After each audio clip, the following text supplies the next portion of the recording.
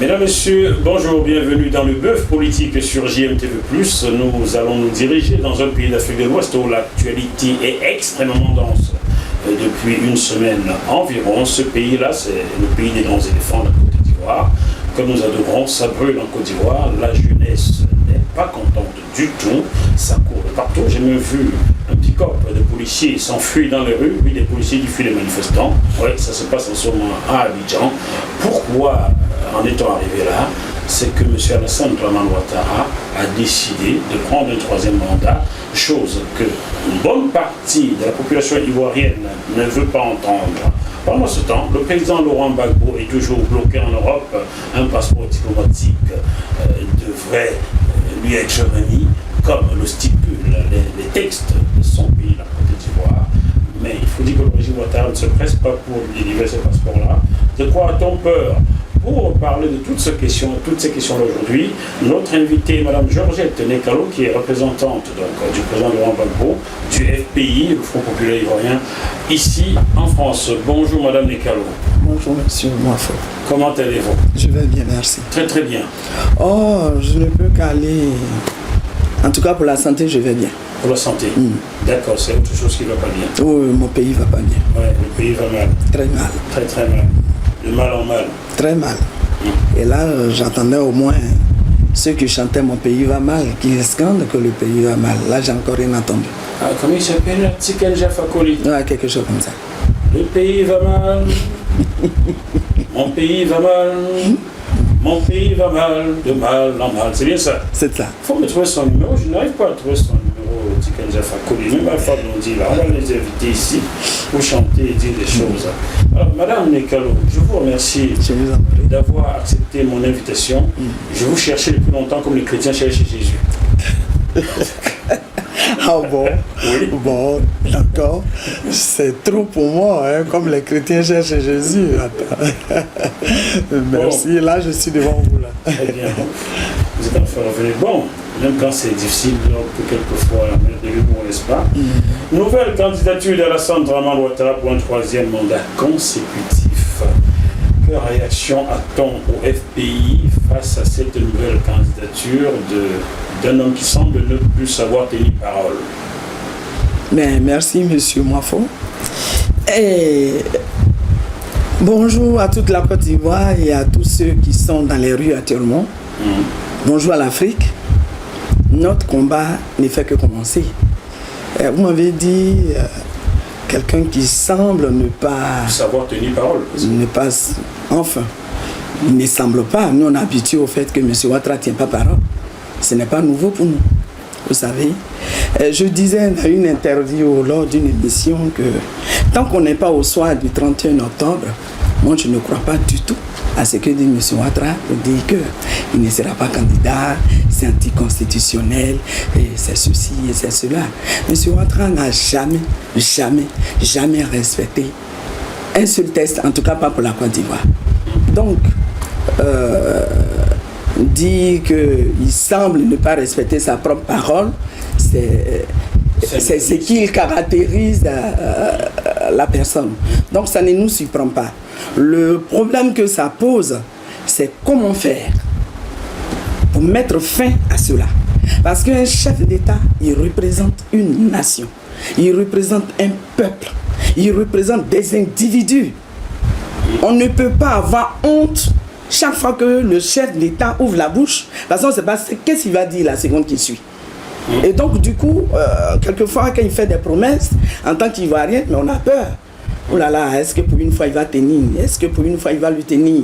Est-ce que pour une fois ça serait vrai? Donc voilà, on n'est pas totalement étonné ni surpris, mais nous disons que ça suffit. Il paraîtrait que ce soit de l'amnésie liée à l'âge. Mais même les plus jeunes semblent être devenus amnésiques, car M. Emmanuel Macron, qui saluait il y a quelques mois encore la décision d'Alassane Ouattara de ne pas se présenter, le qualifiant de grand homme d'État, vient de tweeter encore pour saluer la décision du même Alassane Ouattara de se présenter pour un troisième mandat. Dans même la jeunesse de 40 ans est amnésique désormais. Donc vous voyez, comme vous le dites, peut-être c'est une maladie, peut-être effectivement ils sont amnésiques, je n'en sais rien.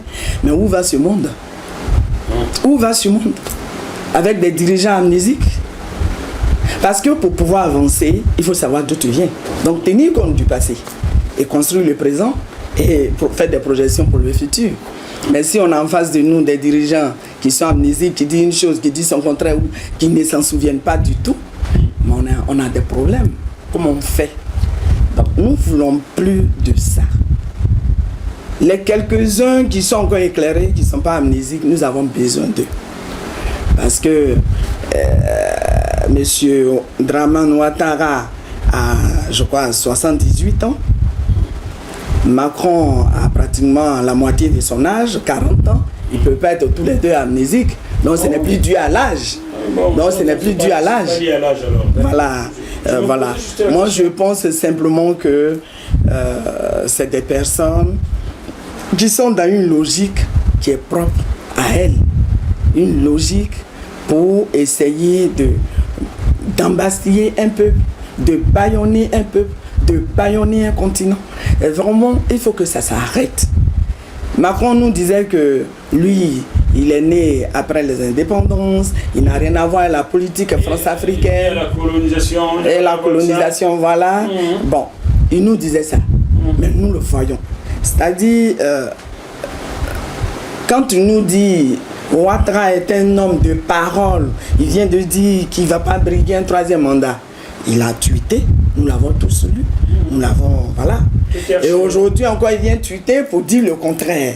Pour faire peut-être plaisir à Ouattara ou pour se faire plaisir, pour faire plaisir à la communauté internationale. On ne sait pas ce qu'ils ont dans leur business, dans leur communauté dite internationale.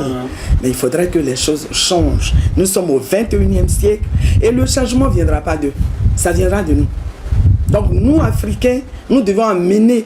Attendez, le président Macron, il appelle 40 ans. Lui-même l'a dit quand Paul Biya était président, lui, il fêtait son 4e anniversaire. Et il gouverne encore avec Paul Biya. Il avait rigolé. Les gens ont rigolé, mais moi j'ai eu mal au cœur. J'ai eu mal. Parce que j'ai considéré ça comme une moquerie. Une moquerie. Voilà. Et donc c'est la même chose que M. Macron est en train de faire. S'il vient encore reconnaître et féliciter Ouattara pour le 3e mandat. Moi je n'ai pas lu ce tweet. Mais s'il a fait... il se moque encore de nous. Bon, si l'Élysée pense que c'était un faux tweet, vous savez où me trouver, hein, oui. Pour me dire que c'était un faux tweet, pour que je présente des excuses, n'est-ce pas? Voilà. Alors, nous savons aussi, et vous allez me corriger si je me trompe, que le FPI a officiellement désigné son candidat pour les présidentielles d'octobre 2020 à la personne de votre champion, Laurent Gbagbo. Alors qu'il est toujours... il est toujours à Bruxelles. Il est toujours à Bruxelles. Il est acquitté. Il est libéré. On lui a, après tant d'années de procès, il a été acquitté, donc blanchi. Et aujourd'hui... On devrait me l'indemniser, lui présenter des excuses, ce qui n'est pas c'est possible. Et aujourd'hui, même pour l'instant, on n'est pas à ce niveau. Ils sont allés le prendre, Manu Militari à Korogo. Dans une chemise légère, comme en été, vous et moi, nous sommes habillés. Arrivé ici en chaussons, à La Haye, où il faisait ce jour-là, moins 7 degrés. En chaussons. Et là, il n'a pas eu besoin de passeport, de visa, de ceci et de cela. Aujourd'hui, qu'il a quitté, qu'il doit rentrer chez lui. On doit le ramener, le déposer dans la... On doit le ramener, merci, monsieur Moifo. Monsieur Nicolas Sarkozy, vous qui l'avez dégommé pour placer votre ami Dixit, ce que vous avez dit et qui est écrit dans le livre de Bernard Houdin, qu'est-ce que vous attendez pour aller le reposer là où vous l'aviez pris? C'est ça. En cela... Nicolas Sarkozy, mais non, vous n'avez pas tort, mais c'est ce que je voulais dire. C'est ce que je voulais dire, c'est-à-dire la France et la communauté internationale, la CPI et l'ONU, ils n'ont qu'à ramener M. Gbagbo Laurent chez lui. Il n'a pas besoin de se déplacer et aller demander un document, un passeport ordinaire pour voyager. Les textes en Côte d'Ivoire prévoient qu'un ancien président a droit à un passeport diplomatique. Même un député. Même un député. Mais oui. Qu'est-ce qui pose problème là, monsieur? Mais c'est monsieur Ouattara qui n'est... Voilà. Où est le passeport diplomatique de monsieur Vous avez les Gbagbo? coordonnées de quelqu'un autour de monsieur Ouattara?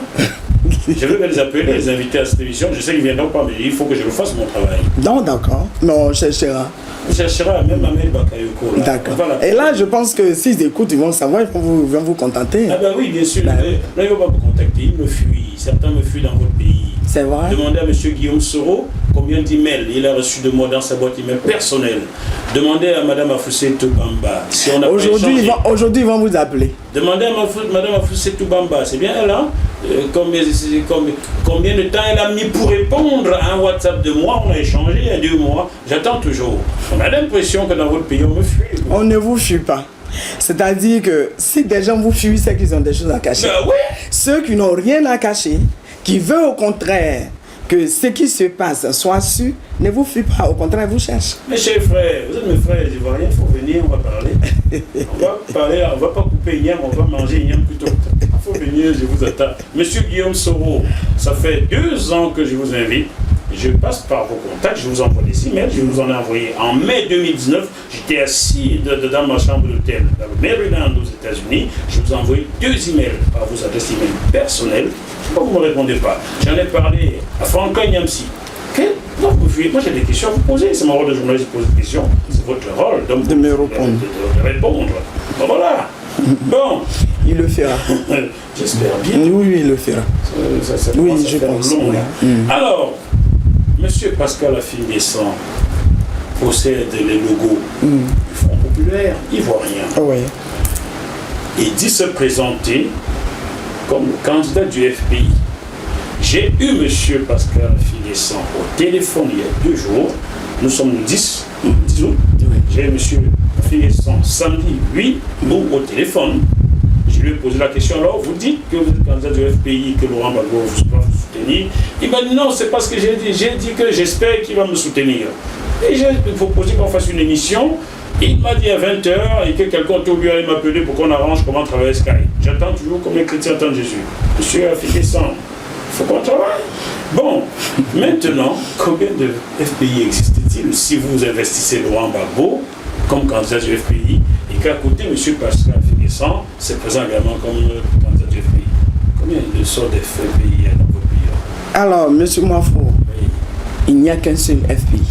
Lequel? Mais celui créé et dirigé par le président Laurent Gbagbo. Celui que vous représentez? Celui que moi je représente. Bon, M. Affi-N'Guessan, vous avez entendu? Oui, mais je répète encore. Il n'y a qu'un seul FPI. Celui créé et dirigé par M. Koudou Laurent Gbagbo.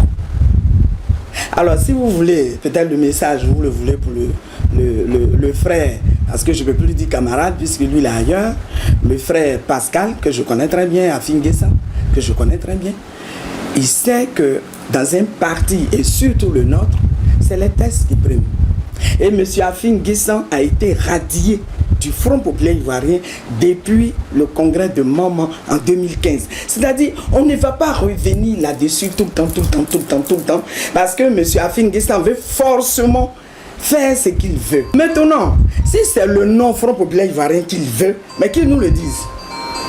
Si c'est ça qu'il veut, qu'il nous dise. Nous, on va changer de nom, si c'est ça qu'il veut. Le nom FPI est un nom déposé ou pas? Oh oui, bien sûr, par les camarades qui ont créé et qui ont, voilà, le camarade Laurent Gbagbo et ses amis, bien sûr. La règle, non, c'est même pas la règle de bienséance. Le droit dispose de ceci. Lorsque un nom est déposé, il est protégé, on ne peut plus, une tierce personne ne peut plus se permettre de l'utiliser. Oui, le cas de M. Affi-N'Guessan, il part dans le contexte qu'il était le président de ce parti.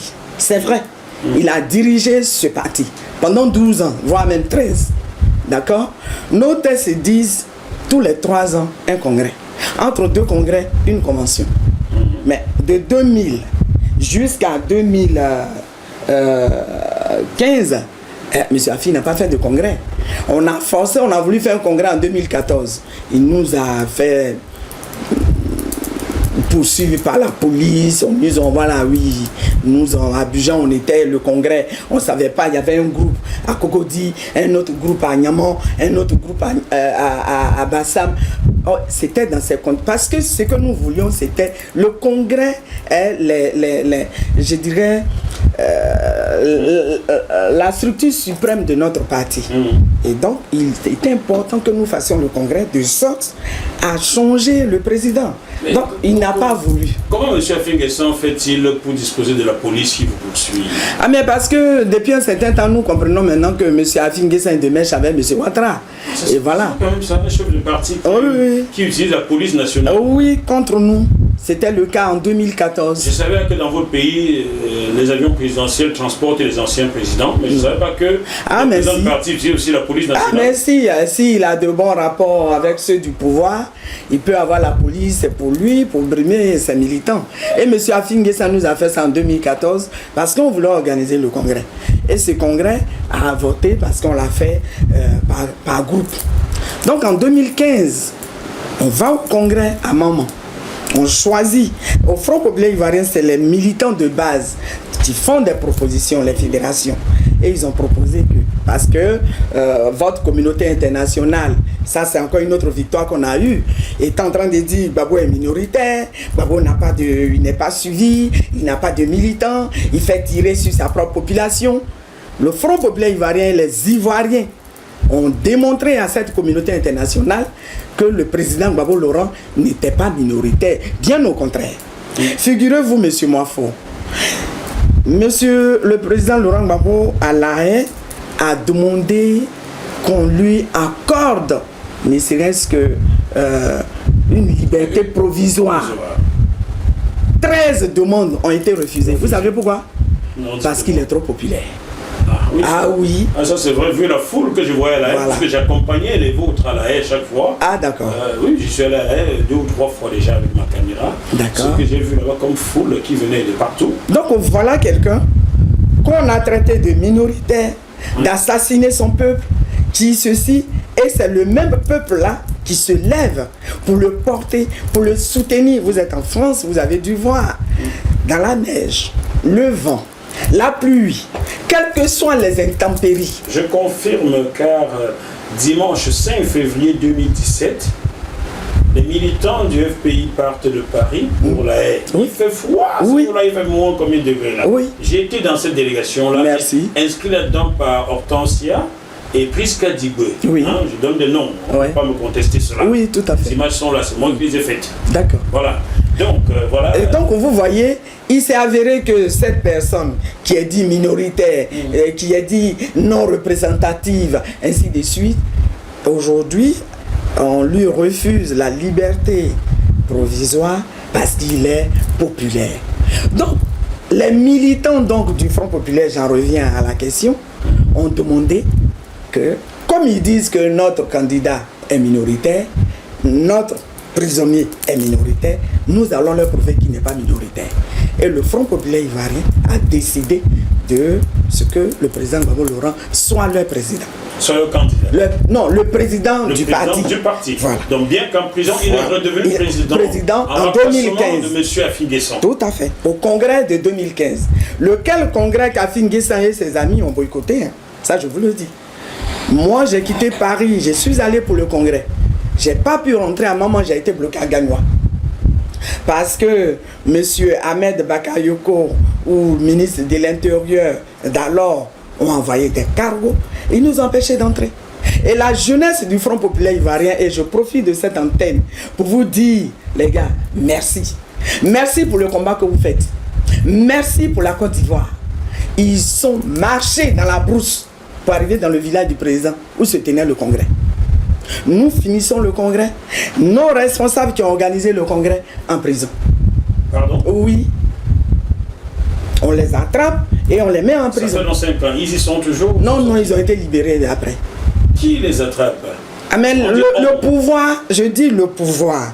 Le pouvoir trouve que le congrès n'est pas légal. Et que les organisateurs n'ont pas respecté. Et on les met en prison. C'était Danon Guégué. Le professeur Danon Guégué, le professeur Oulaye, le camarade Quoi Justin, vous comprenez? Pour un congrès qui a un problème c'est-à-dire une situation d'un parti politique, l'État de Côte d'Ivoire s'insurge dans une affaire politique interne et prend nos responsables et les envoie à la MACA. J'oublie, quelques temps après, c'était le RG actuel qui vont arrêter, qui vont aussi envoyer à la prison le professeur, le docteur Assoa Adou. Donc vous voyez, nous avons traversé tout ça. Et donc ce congrès-là a évincé Afi et l'a radié en même temps du Front populaire ivoirien. Donc quand on me pose des questions sur les antennes, il y a combien de FPI? Il n'y a pas 1000 FPI. Il y a une personne qui a été radiée, qui est mécontent, pour avoir été président de ce parti, se sert donc de l'armoirie du parti et proche du pouvoir. Le pouvoir dit qu'il ne le reconnaît que lui et qu'il ne nous reconnaît pas. Mais un parti politique là, ce n'est pas forcément les logos, hein. C'est les militants. C'est nous qui avons les militants. Qu'est-ce que le pouvoir vient faire au sein d'un parti politique? Je ne vois pas ici la République en marche d'Emmanuel Macron s'ingérer dans les problèmes internes du Parti socialiste. Oui, mais même pas la République en marche, c'est dit l'État, c'est-à-dire l'État français. L'État français. Voilà, s'ingérer dans une affaire de Marine Le Pen. D'accord? Voilà. Donc, et c'est ça, les pays sous-développés. C'est ça l'Afrique. Le parti là s'appelle comment, le parti de M. Ouattara RDR. RDR, ça signifie quoi là? Rassemblement des Républicains. Rassemblement des Républicains. Ça ressemble bien. Hein? Bien. Bon, maintenant que vous avez décidé, vous, du FPI vrai, d'investir M. Gbagbo comme votre candidat pour les prochaines élections d'octobre 2020, la crainte qu'il ne soit pas retourné chez lui est là. Et elle n'est pas d'aujourd'hui. J'avais reçu ici Maître Norbert Tricot, qui était venu dire ici il y a bientôt 2 ans que la communauté internationale et la France vont tout faire pour empêcher Gbagbo de rentrer de peur qu'il soit candidat et remporte les élections. Il avait dit, vous pouvez retrouver cette émission-là sur JMTV+.com. On s'achemine vers cela. Comment allez-vous faire pour que votre champion retourne en Côte d'Ivoire et soit véritablement candidat? Mais comme nous le faisons toujours, nous n'avons pas d'armes. Nous n'avons que notre verbe et nos actions. Nous n'avons pas d'armes. Vous n'allez pas trouver une aiguille, un couteau à nos seins. Non. Si vous l'avez trouvé, c'est que vous êtes dans la cuisine. Mais nous avons nos stratégies et nos combats démocratiques. Nous avons nos verbes pour dire aux gens qui se trompent. Effectivement, comme l'a dit Maître Tricot, et lui il avait vu longtemps, on le savait tous, plus ou moins, mais on s'est dit que la communauté internationale qui a dit et qui a décidé de condamner ou de juger Gbagbo, de l'envoyer, parce que Ouattara n'est qu'un pion, Ouattara n'est qu'une marionnette dans leurs mains. L'Afrique en général, ils mettent des personnes qui peuvent servir leurs intérêts.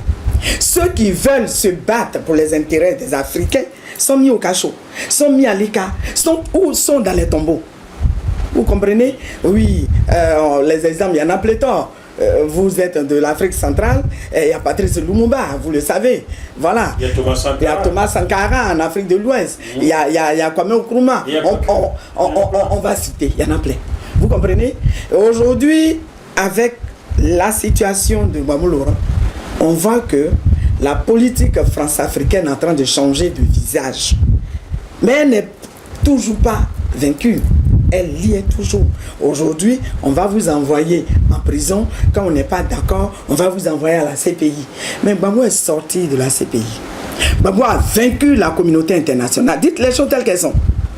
Il les a vaincus. Aujourd'hui, il nous pose un autre problème pour ne pas qu'il rentre dans son pays. Mais Africains, vous devez faire en sorte, Ivoiriens, Africains, le monde entier, les démocrates épris de justice, vous devez faire en sorte que le président Gbagbo rentre chez lui, le ministre Charles Blé Goudé rentre chez lui. Sinon, désormais, ils vont nous déporter.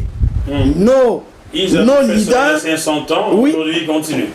Ils vont les déporter, même si ce n'est pas en prison ils seront dans une autre ville, dans un autre pays qui n'est pas la leur. Et on doit mettre fin à ça. Alors vous me demandez comment vous allez faire. Mais toujours par nos verbes, par nos actions démocratiques. Nous allons investir les différentes ambassades. Nous allons investir. Pour l'instant, nous donnons des informations à l'Élysée, au Quai d'Orsay, au ministère des Affaires étrangères français, pour leur dire, voilà ce que fait vos poulets. Voilà ce que vous avez dit hier. Vous dites, les encourager à respecter les textes. Nous sommes en France. La Constitution est sacrée ici en France. Pourquoi diandre? Et c'est pour ça que je dis le dernier tweet de M. Macron, je n'ai pas encore vu. Pourquoi diandre M. Macron peut encourager un chef d'État africain qui viole sa constitution? Je n'ose pas croire. Parce que c'est pour les intérêts de la France. Bien. Alors ça doit pouvoir s'arrêter. Vous comprenez que Bouygues existe en Côte d'Ivoire depuis des lustres. Voilà. Orange existe depuis des lustres avant que nous autres on ne soient nés. C'est vrai. Ils n'ont jamais rien payé en Côte d'Ivoire. Pour la seule raison où le président Gbagbo Laurent au pouvoir leur demande rien que 18% sur ce qu'ils gagnent. Ils payent leurs intérêts, leurs impôts ici en France. Ils ne payent rien à l'Afrique et encore moins à la Côte d'Ivoire. Ça lui a valu ce que ça lui a valu. Vous et moi qui êtes africains et vous qui m'écoutez, nous devons nous battre pour que ça change.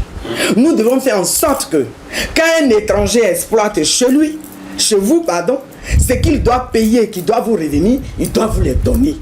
Les contrats, comment vous les appelez là, symboliques, 1 franc ou de gré à gré, je n'en sais rien, ça doit s'arrêter. Moi je vis en France, la France n'a rien, n'a pas de sous-sol riche. La France vit de son agriculture et de ses impôts. Alors donc payer impôts dans un pays c'est important. Payer les taxes dans un pays c'est important. C'est très important. Alors nous on nous encourage dans la corruption. Le policier il te verbalise. Si tu dois payer 3 000, tu lui as donné 1 000 francs, il déchire et elle a les 1 000 francs dans sa poche. Ça doit s'arrêter. Et c'est pour cela que Ouattara doit dégager. Parce qu'aujourd'hui, nous avons à la tête de l'État de Côte d'Ivoire des gens qui sont poursuivis par des cartels de drogue. J'ai honte. Oui. On va rester là, on va dépassionner la chose. Je vous comprends bien, Madame Descalaux, c'est très dur ça. Avec votre permission et avec vous, je présente mes sincères condoléances à Charles Blé Goudé qui vient de perdre un second frère. Donc, Monsieur le ministre Charles Blé Goudé, sincères condoléances. Je vous ai écrit par WhatsApp, mais je sais que vous êtes tellement pris qu'on ne peut pas le lire en ce moment. Je sais combien ça peut être douloureux de laisser sa famille et de les voir partir sans être présent pour les aider. C'est dur ça et courage. Alors, revenons ici. On a vu ces derniers temps le PDCI qui était votre allié à un certain moment. Le PDCI a rejoint la CEI, la CEI, c'est quoi la commission électorale indépendante. Dite indépendante. Dite indépendante. Indépendante vraiment, pas réputée consensuelle de cette commission. Ouais. Est-ce que le PDCI a lâché le FPI? Bon, allié, c'est un peu trop dit, mais nous avons créé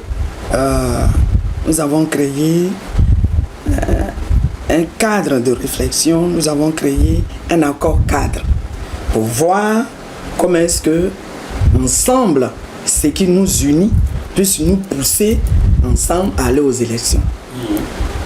C'est vrai que j'apprends par-ci, par-là que le PDCI a rejoint la CEI, alors que c'est maintenant le combat pour la refonte totale de la CEI.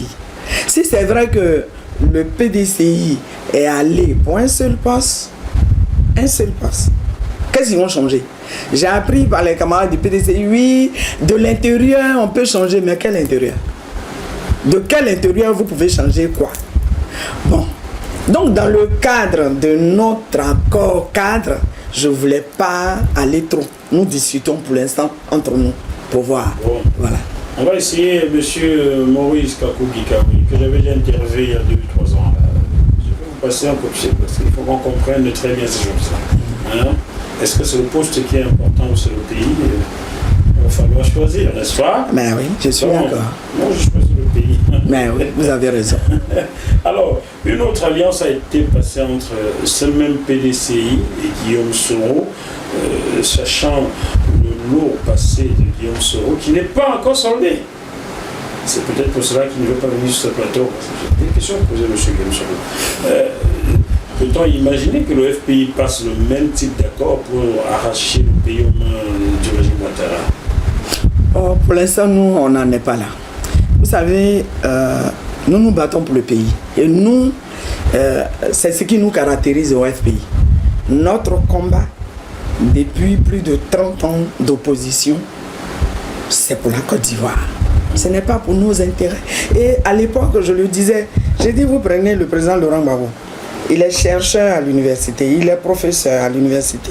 Il a été élu député. Son épouse est chercheur, professeur et député. À eux seuls, tous les AE2, en son temps, ils ont au moins 5 millions de francs CFA comme salaire par mois. Vous pensez qu'ils vont se mettre dans les rues, à se faire tabasser, aller en prison, à sacrifier l'avenir de leurs enfants? Si ce qui les motive n'est pas aussi fort, donc c'est le pays. Ce qui les motive, c'est le pays. Ce n'est pas tant ce qu'ils peuvent avoir. Non. Ce qu'ils ont sont devenus chefs d'État. Et là encore, c'était pire. Parce que moi, je les voyais plus en train de réfléchir tout le temps que les honneurs qu'on peut leur rendre. Mais, monsieur Mafo, dans notre pays, la Côte d'Ivoire, le problème, il est plus sérieux que ce que nous pouvons imaginer. La Côte d'Ivoire, aujourd'hui, a perdu, je veux dire, les piliers qui font d'une nation, une société. L'école n'existe plus. Je ne sais pas si vous savez.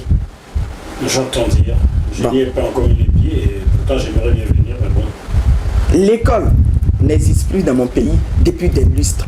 Vous comprenez, des enfants qui vont à l'école. Les vacances, ils continuent. L'année scolaire, l'autre côté n'est pas encore fini. Et on est en juillet pour faire l'examen de... Nous sommes là en 2020, là. L'examen de 2018. Et après, ils vont t'amener pour 2019. 2020 encore en attente. Est-ce que vous comprenez ça un peu? Donc aujourd'hui, mon pays, il n'y a pas de pays. Donc l'école n'existe pas. La santé est toute déstructurée. À l'époque même on dit si tu n'as pas l'argent, tu ne peux pas te soigner. Aujourd'hui même tu peux avoir l'argent puis il n'y a pas un lieu pour te soigner. Si ce n'est pas aller dans les centres construits par Ouattara et son épouse. Et moi j'ai vu un jour ici sur TV5, oui, hôpital mère-enfant, c'est gratuit. Des gens qui n'ont pas honte de mentir vis-à-vis. Donc, l'école n'existe pas, la santé n'existe pas, le panier de la... Il n'y a même pas de panier pour dire qu'il est vide, il n'y a rien. Ma question initiale, Georges, oui, je reviens dessus. Est-ce qu'on pourrait imaginer le FPI nouer une telle alliance avec Guillaume Soro pour l'instant, nous n'en sommes pas là. Même si nous voulons chasser Ouattara. Nous voulons chasser Ouattara, c'est-à-dire Guillaume Soro veut aussi chasser Ouattara. Mais c'est lui qui l'a mis là. Donc il sait comment faire pour le chasser. On n'a pas besoin de faire alliance avec lui pour le chasser. C'est sorcier qui connaît son ami sorcier. Connaît son ami sorcier, comme vous le dites. Donc c'est Guillaume Soro qui a mis Ouattara où il l'a mis là. C'est vrai qu'aujourd'hui il regrette. Tout simplement parce que Ouattara lui a pas donné le fauteuil. Parce que moi, le jour où il quittait l'Assemblée nationale et que Guillaume Soro dise bon, on m'a arraché le tabouret, je vais chercher le fauteuil. Attendez. Et je vois des gens en train de dire oui, ça fait rien. Pour le compte de la Côte d'Ivoire, soyons ensemble. Il veut chercher son fauteuil. Pour lui. Pour lui. C'est sûr. Depuis l'université, Soro Guillaume ne se bat que pour être président. Avant 42 ans. Et il a dit dans sa conférence de presse, hein, j'ai voulu être chef d'État à 42 ans. Je ne l'ai pas été. Aujourd'hui, j'ai 47 ans. Et encore, bon, écoutez, les gars, écoutez. C'est vrai que il faut que Ouattara soit dégagé. C'est vrai. Il faut que la Côte d'Ivoire soit unie. C'est vrai. Mais moi, personnellement, ça n'engage pas mon parti, ça m'engage. Personnellement, les vraies alliances doivent se faire sur la base de la vérité. Voilà. Moi, personnellement, et je le dis toujours, Soro Guillaume, dès l'instant où il n'a pas encore le courage de reconnaître le mal qu'il a fait au peuple de Côte d'Ivoire et de s'excuser, il n'est pas prêt. Il n'est pas prêt. Ah, peut-être c'est pour ça qu'il ne veut pas venir chez moi. Bon, le jour où il sera prêt et qu'il va reconnaître qu'aujourd'hui, si son pays est balafré, s'il est en exil obligé, c'est sa faute. Et qu'il s'excuse devant nous. Ah, il a demandé pardon à Maman Simone. Oui, mais ça c'est entre lui et Maman Simone. Il est parti voir Maman Simone à la maison, il a demandé pardon. Je parle de la nation de Côte d'Ivoire. Maman Simone, comme vous le dites, c'est une maman. Quelqu'un est venu te voir, si tu as dit bonjour, mais tu lui dis bonjour. Voilà. Et puis c'est dans quel cadre il allait voir Maman Simone? C'est même pas elle qu'il allait voir, il allait au funérailles. Ah oui, il allait au funérailles. Le président Sangaré étant décédé, il y avait les obsèques. Vous voulez que Simone fasse quoi là? Elle ne va pas lui dire non, il ne faut pas me dire bonjour, ou bien il ne faut pas venir. Voilà, c'est différent. Les contextes ne sont pas pareils. Sorodium, il dit, il prend les armes parce qu'on dit on ne porte pas pour vous en Côte d'Ivoire. Parce que le Nord n'est pas développé. Parce que si. Il a écrit. Nous tous, on a lu ce qu'il a écrit parce qu'on voulait comprendre. Donc aujourd'hui, quand il sait qu'il s'est trompé, Sorodium, s'il ne veut pas écrire, juste de façon, dans les hôtels feutrés, il fait des conférences de presse. Il peut toujours en organiser. Ce n'est pas les moyens qui lui manquent. Maintenant, on va se fâcher parce que les membres de votre parti sont très actifs sur les réseaux sociaux. Là. Vous êtes sûr que c'est les membres de mon parti? Ah ben, moi je vois bien, ils sont, et certains parmi eux, je les reconnais car je les ai souvent, on a souvent voyagé ensemble, je les ai vus. Ça parle beaucoup, ça insulte. Est-ce que vous ne pensez pas que ceci entache les vraies actions de votre parti? Est-ce que les réseaux sociaux sont faits pour s'étriper? Ah oui, mais déjà, je ne reconnais même pas que... Enfin, vous dites les membres de mon parti. Pour être militant, il faut déjà être encarté dans un parti. Il faut être dans une structure. D'accord? Je ne sais pas exactement de qui vous parlez, mais véritablement, le militant Front Populaire Ivoirien, il ne peut pas s'amuser à faire ce genre de choses. Aujourd'hui, les réseaux sociaux, qui devraient être, je dirais, un outil positif, qui devrait être un apport de communication pour nous, nous en servons un peu à tort et à travers. Voilà. Donc les personnes qui prennent du plaisir à insulter et parce qu'ils se réclament de Babo Laurent ou de je ne sais qui d'autre, je pense que, comme vous le dites, ils ne rendent pas service à ces personnes. Ils ne rendent pas service. Mais je ne crois pas que ce sont des personnes politiques. Bon. Je peux le dire, ce n'est pas qu'en Côte d'Ivoire, c'est partout en Afrique, et chers frères africains. Les réseaux sociaux, c'est pas fait pour s'insulter. Je vois ça aussi au Cameroun, je vois ça au Congo, je vois ça au Gabon. C'est pas fait pour s'insulter. Réveillez-vous un peu. Vous n'avez rien créé, les gens créent leur tout, vous allez insulter dessus. Hein? Faut pas faire ça. C'est la vérité, non? C'est moi, faux. Bon. Alors, ce passeport diplomatique qui n'est pas normalement, comme cela se devrait, remis au président Laurent Gbagbo, il s'est présenté lui-même à l'ambassade demandant qu'on lui remette un passeport ordinaire. Où en est-on là? Plus de 2 semaines après, ça fait 2 semaines passées, oui. Oui, 2 semaines passées par là. Où en est-on désormais là? Mais on est toujours au statu quo, quand bien même que après la conférence de presse de l'avocate du président Maître Abiba Touré, l'État de Côte d'Ivoire s'est empressé pour nous faire communiquer, pour dire bon, c'est des citoyens, c'est un Ivoirien, il en a droit, c'est un citoyen comme tous les autres, on doit lui donner. Même là, en le traitant de citoyen comme tous les autres, jusque-là, ils ne lui ont pas encore donné. Comment est-ce qu'un ancien président de la République peut être un citoyen comme les autres? Alors moi, sur ce plan-là, je voudrais juste rafraîchir la mémoire de M. Alassane Dramane Ouattara pour dire hier ce qu'il reprochait. Il disait que les Ivoiriens le stigmatisaient parce qu'il est du Nord, il serait du Nord, parce que là, aujourd'hui, je peux confirmer, je peux même parler au conditionnel pour dire qu'il serait du Nord, puisque j'ai la preuve d'autres choses. Vous comprenez? Les téléspectateurs veulent savoir. Non, on n'en est pas encore là. Mais il serait du Nord et que voilà pourquoi il n'a pas ci, il n'a pas ça.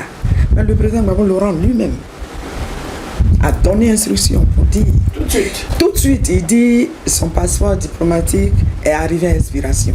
Allez-y, faites-lui un passeport tout de suite. Ouattara n'a pas eu à se déplacer. Vous comprenez? Tout de suite, le passeport lui est arrivé. Ouattara dit sa mère est malade.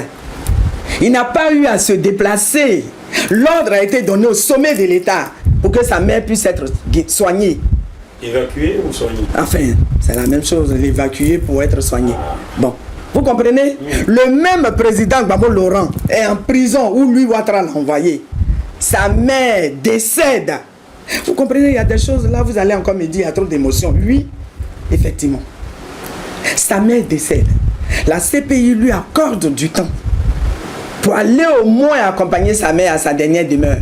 Ouattara refuse. C'est l'histoire de Jésus. Il a fait du bien, on l'a tué. Vous voyez le truc, quoi. Mais Laurent, ils ne vont pas le tuer. Ils ne vont pas le tuer, ils ne vont pas réussir. Deuxième chose, il n'est pas allé enterrer sa mère. Vous avez tout inventé. Dieu a tout clarifié. Il est acquitté. Les restrictions sont levées. Et puis, patatras, vous ne lui donnez pas des documents d'identité. Parce que moi, quand on dit documents de voyage, non, ça ne me sied pas. Le président Laurent Gbagbo, il n'a pas de documents d'identité.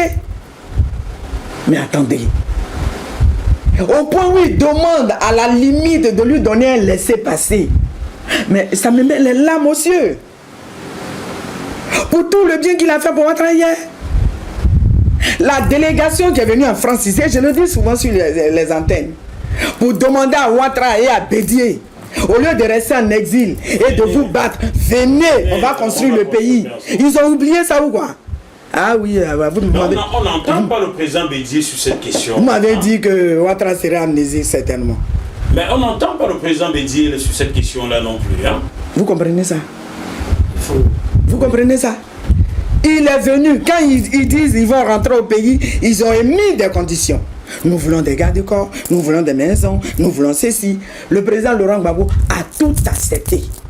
On a même pris des lois pour que désormais un ancien chef d'État puisse bénéficier de toutes ses prérogatives. Comme ça se fait partout, ici même, voilà.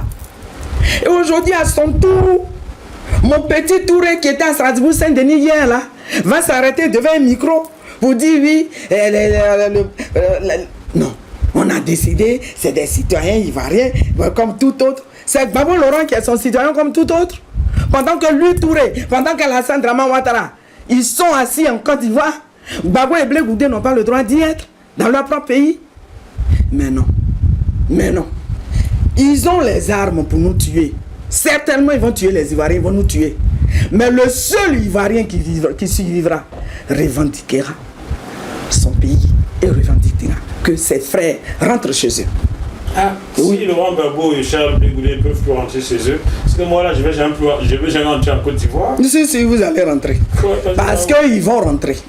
Parce que Gagnon, et donc, là, moi je dois aller à Gagnon, hein. Faites votre truc là. Bon, ouf, on peut rire, mais c'est triste. Ben, hein? Voilà.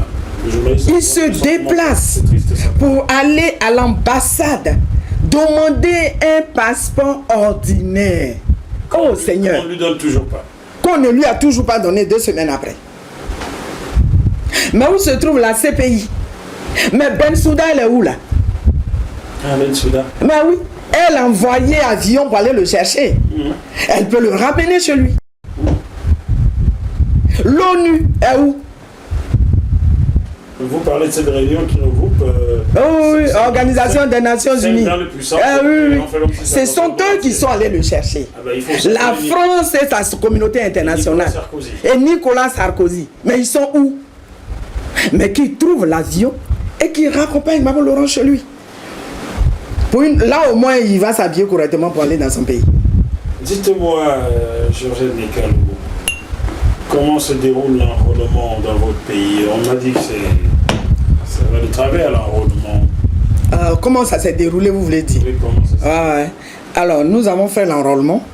Comme toujours, la CEI est dans ses seconds plans. Ça ne s'est pas du tout bien fait. Pour ceux qui se sont présentés avec les documents qu'on avait demandé, on puisse enrôler. Mais je dis que ce n'est pas bien fait parce qu'il y a beaucoup d'Ivoiriens qui sont restés sur le carreau, qui ne sont pas encore, qui n'ont pas pu s'inscrire sur... J'ai entendu dire qu'on a enrôlé beaucoup d'étrangers, je ne vais pas citer leur nationalité de peur de stigmatiser. Oui. Beaucoup d'étrangers ont reçu des pièces d'identité, des passeports, ils sont fait enrôler. C'est ce qu'on dit. Tous ceux qui parlaient la langue de M. Ouattara. C'est ce qu'on dit et moi je peux confirmer cela. Parce que pendant l'enrôlement, j'étais dans un centre, la dernière fois je le disais, et il y a un requérant qui est venu avec un certificat de nationalité. Et le certificat de nationalité qu'il avait, il avait 2 certificats. Un ivoirien et l'autre burkinabé. Je m'excuse pour les frères burkinabés. Et donc, il demande information s'il peut se faire enrôler.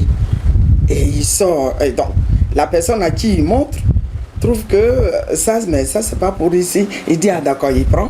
Et c'est pour la Côte d'Ivoire. Oui, est-ce qu'avec ça je peux? L'autre lui dit, non, tu ne peux pas. Mais tes 2 parents, qui est ivoirien? Il dit, personne. Mais ils vivent en Côte d'Ivoire. Il dit, mais ça ne vous donne pas le droit de vous enrôler, monsieur. Ce n'est pas parce que vos parents vivent en Côte d'Ivoire et qu'ils ne sont pas ivoiriens qu'ils peuvent s'enrôler. Ça ne vous donne pas que vous pouviez vous enrôler avec un certificat de nationalité. Et l'autre lui explique pour dire, mais vous savez la signification d'un certificat de nationalité. Vous en avez pour le Burkina, vous en avez pour la Côte d'Ivoire. Vous seul, vous avez... comment vous faites? De nationalité. Voilà. Donc, ces cas sont pléthores. Vous voyez, là, je suis à une émission et ce que je veux dire à mes frères burkinabés, vous aimez la Côte d'Ivoire, c'est bien. Pendant longtemps, Oufoué a donné droit de sol. Si vous êtes né en Côte d'Ivoire pendant ce temps-là, vous êtes ivoirien à bonne et due forme, il n'y a pas de problème. Mais vos parents ne sont pas forcément ivoiriens. Ils sont venus travailler. Moi, je suis en France. J'ai décidé de ne pas être française et j'ai demeuré ivoirienne. Mais je n'ai rien à voir avec ce qui se passe dans la politique française. Sauf si je dois les rencontrer entre responsables politiques. C'est autre chose. Si je fais un enfant ici, ou mon enfant ici, il n'est pas automatiquement français. Il y a des lois. S'il remplit ces conditions, désormais, la loi française dit l'enfant qui est venu ici tôt ou qui est né ici, à partir de 18 ans, peut demander sa nationalité. 16 ans par là. Voilà, 16 ans, 18 ans.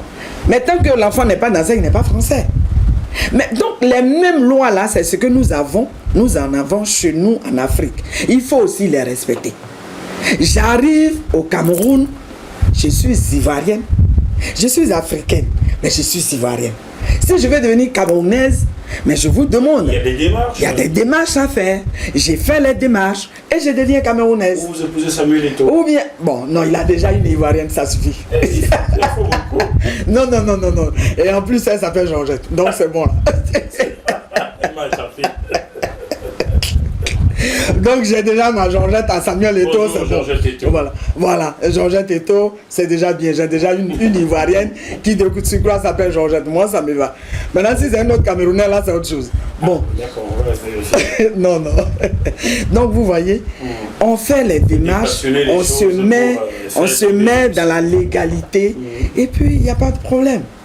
Donc, chers frères de l'Afrique de l'Ouest, qui n'êtes pas ivoiriens, vivez tranquillement en Côte d'Ivoire, sortez de la politique de Côte d'Ivoire.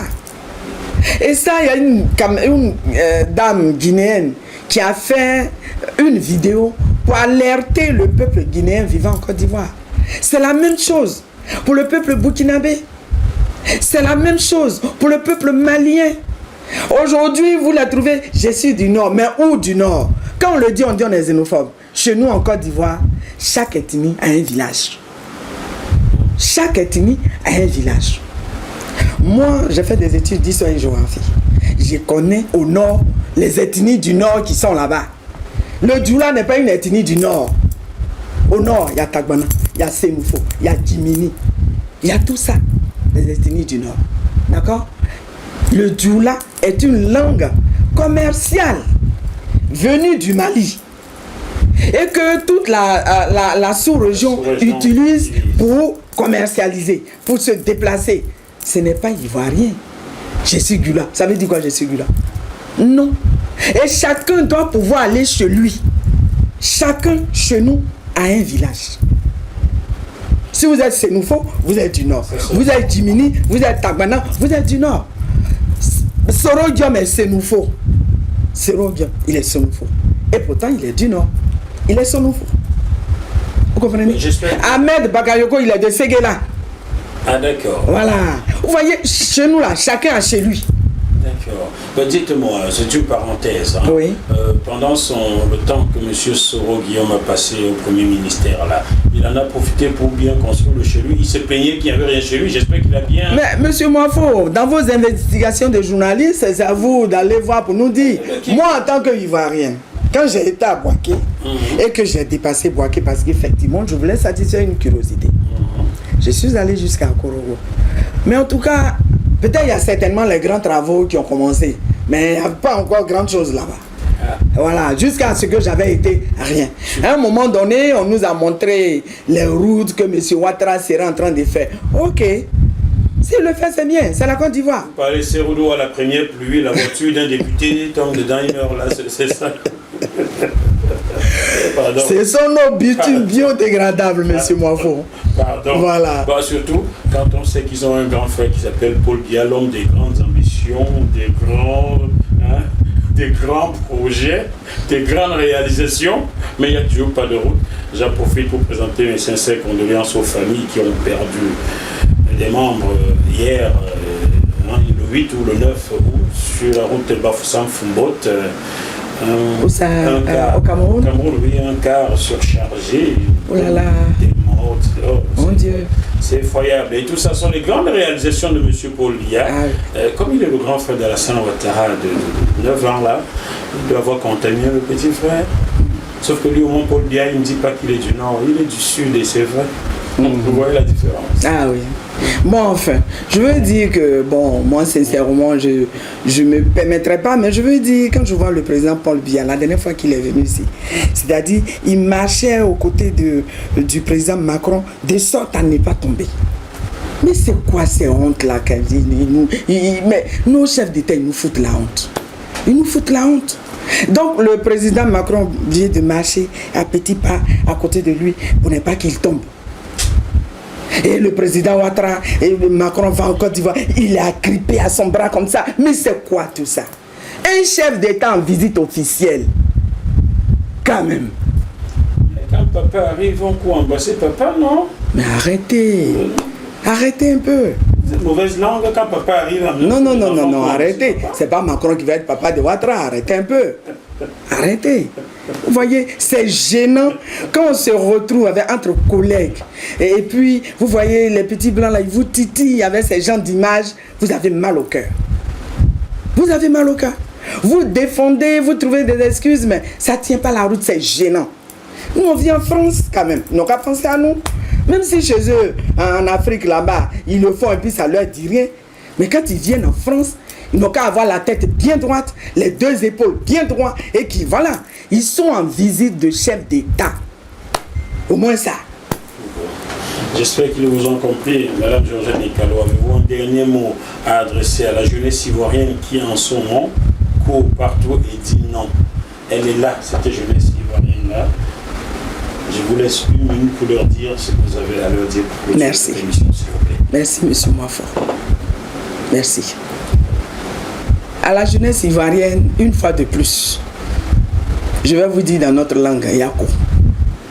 Je me rappelle en 2004, on était devant l'hôtel Ivoire. On a vu des cerveaux dans tous les sens, des balles réelles.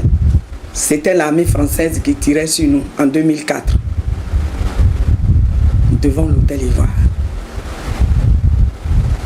En 2010, sur les ponts, au plateau, devant le palais présidentiel, dans les villes. Jeunesse de Côte d'Ivoire, vous êtes en train d'écrire votre histoire et ne baissez pas les bras. Ne baissez pas les bras. Moi, je vis aujourd'hui ici dans un pays développé, c'est vrai. Mais l'histoire de ce pays m'encourage à dire que c'est vous qui êtes dans le vrai. Et ce que vous faites là, c'est ce que vous deviez faire si demain vous deviez être vous sentez bien chez vous. Si vos enfants doivent se sentir bien chez eux. Vous êtes en train d'écrire l'histoire de chez vous. Ouattara doit dégager. Pour quelqu'un qui ne respecte pas la constitution de son pays, entre guillemets, qui dit une chose, que être candidat pour un 3e mandat serait anticonstitutionnel. Il n'est pas gêné. Il vient faire une annonce à la nation. Et c'est là qu'il va venir déclarer que lui, il est candidat. Mais écoutez, M. Ouattara, toute la Côte d'Ivoire n'est pas indien. 7 août, vous ne devriez pas le savoir. Mais Feu Houphouët-Boigny et ses frères et ses amis de lutte se sont battus pour que nous ayons ce simulacre d'indépendance-là. Mais vous ne savez pas. C'est pour cela que c'est cette date-là, vous choisissez pour dire que vous êtes candidat au compte de votre parti pour la magistrature suprême de la Côte d'Ivoire. Et c'est pour cela que jeunes de Côte d'Ivoire, vous ne deviez pas baisser les bras. Vous devrez faire en sorte, et nous devrions faire en sorte. Vous, c'est plus dur pour vous là-bas, c'est vrai. Mais c'est vous qui êtes sur le terrain. Faites en sorte de le dégager. Faites en sorte que Ouattara soit dégagé pour toujours de la Côte d'Ivoire. Merci. En espérant que l'armée française vous le permettra, parce que c'est elle qui tire sur vous. Oui, elle tire sur nous. Aujourd'hui, Ouattara a envoyé un contingent de 1000 personnes du Burkina qu'il gère pour lui-même. Et pour cela, je vais dire à Ahmed, c'est là, c'est en Côte d'Ivoire. C'est pas de l'autre côté de Banfora là-bas. Donc il faudrait y tenir compte quand vous déversez l'armée pour aller tirer sur vos propres petits frères. Voyez ce qui est arrivé à ce Roguion. Ahmed Bakayoko. Voyez ce qui est arrivé à ce Roguion. Vous n'en êtes pas loin, je vous le dis. Arrêtez de faire sortir l'armée pour tirer sur vos propres frères. Je suis que l'armée ne sera pas d'accord. J'ai vu la vidéo de l'officier Fofana qui n'était déjà pas d'accord. Il ne doit pas être le seul, n'est-ce pas? Merci. Bon, chers téléspectateurs, chers frères ivoiriens, camerounais, gabonais, tous les Nigériens, je ne connais pas un seul pays d'Afrique noire francophone qui soit en paix. Suivez mon regard. Vous avez notre soutien. Bon courage et malgré la situation difficile, gardons quand même la balance. À bientôt. À bientôt. Merci. Merci à GMTV+. Continuez de donner la parole à ceux à qui on la refuse.